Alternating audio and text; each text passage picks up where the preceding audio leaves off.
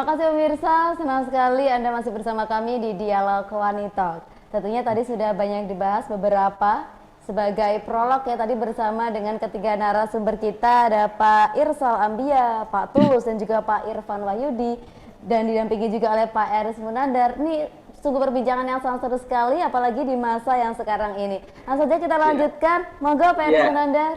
Baik, sangat menarik ya Mbak Intan. Tadi saya menyimpan satu pertanyaan kepada Mas Irfan Wahyudi, orang akademisi ini.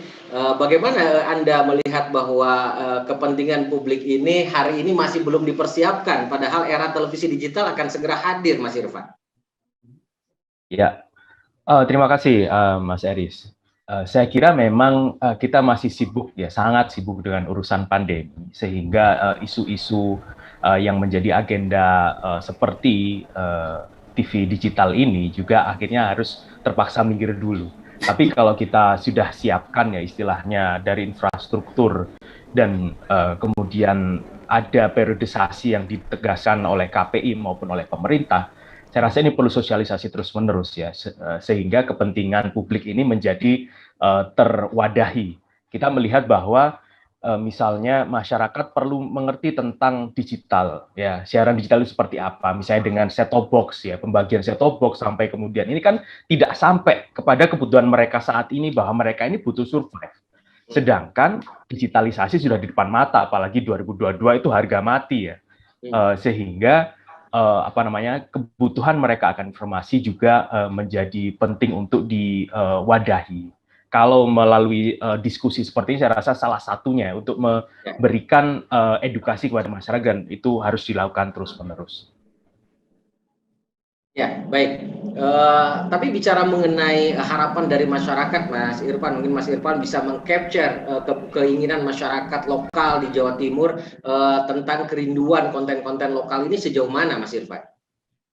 Di Jawa Timur, kami melihat memang ada televisi lokal yang beroperasi, meskipun itu terbatas misalnya di kota-kota besar ya, seperti di Surabaya, di Kediri, ada di Banyuwangi. Tapi memang kalau kita melihat diversity of content, itulah yang mewakili keberadaan televisi-televisi lokal ini. Dan bagaimana merelasikan itu dengan digitalisasi? Karena semangat dari digitalisasi adalah salah satunya adalah dengan memberikan akses kepada siapapun untuk menikmati tayangan yang beragam, entah itu dari lokal, apakah itu kemudian dari tahap skalanya nasional atau mungkin internasional ya, sehingga mereka bisa memilih begitu. Pilihan itu semakin banyak. Nah, keberadaan konten-konten lokal ini harusnya menjadikan kompetisi ya, menghasilkan tayangan-tayangan yang berkualitas, tidak hanya bersembunyi di balik kelokalan itu, sedangkan kontennya tidak begitu berkualitas. Ini saya rasa tantangan bagi stasiun-stasiun televisi misalnya ada di daerah ya, untuk memproduksi tayangan-tayangan yang bagus pula, tidak kalah dari yang lainnya begitu. Ya, salah satu era TV digital ini tadi seperti Mas Irfan sampaikan, Pak Tulus, ini memberikan akses terhadap munculnya keberagaman konten. Bagaimana ATSDI melihat ini semua, Pak Sek? Terima kasih Pak Eris. Apa yang disampaikan oleh Pak Irsal itu fakta di lapangan lah. Jadi beliau ini ada di lapangan mengevaluasi secara regulasi, mengevaluasi juga secara fakta-fakta ya. Kemudian Pak Irfan sebagai akademisi, betul yang beliau sampaikan bahwa ini semua kadang-kadang kejar-kejaran antara output dengan proses ya.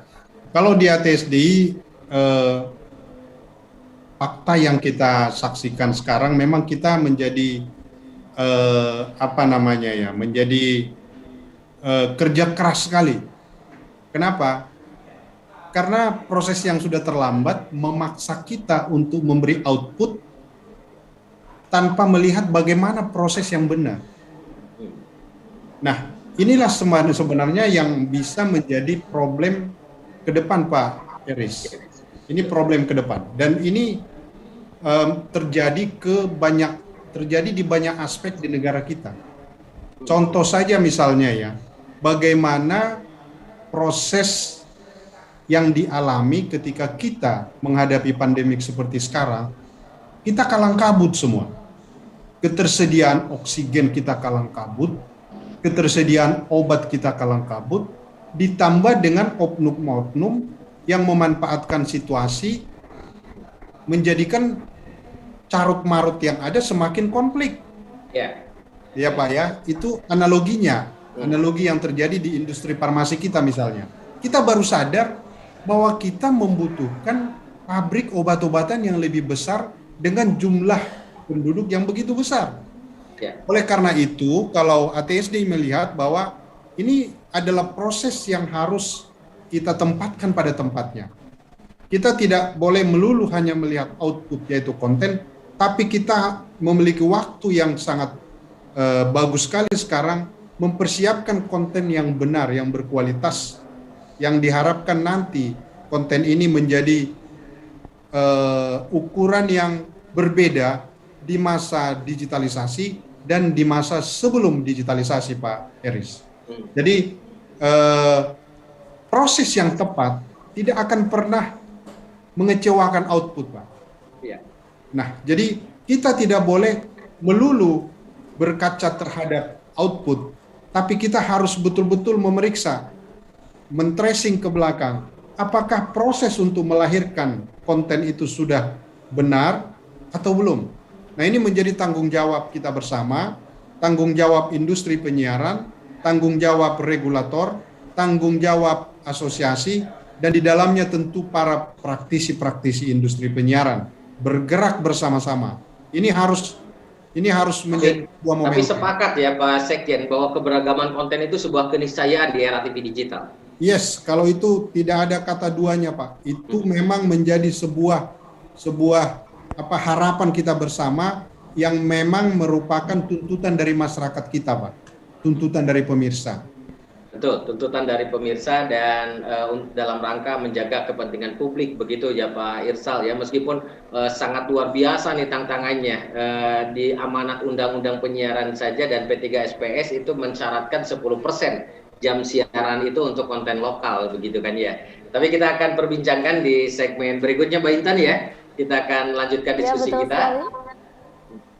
Baik, memang konten ini masih menjadi tantangan besar dan nanti kita akan membahas lebih lanjut lagi. Pemirsa Mari TV, Anda juga bisa bergabung bersama kami untuk menanyakan terkait dengan keberagaman konten. Tentunya bersama dengan ketiga narasumber kita, dibantu juga dengan Pak Eris Munandar. Tapi setelah yang satu ini tetaplah bersama kami di Dialog Wanita.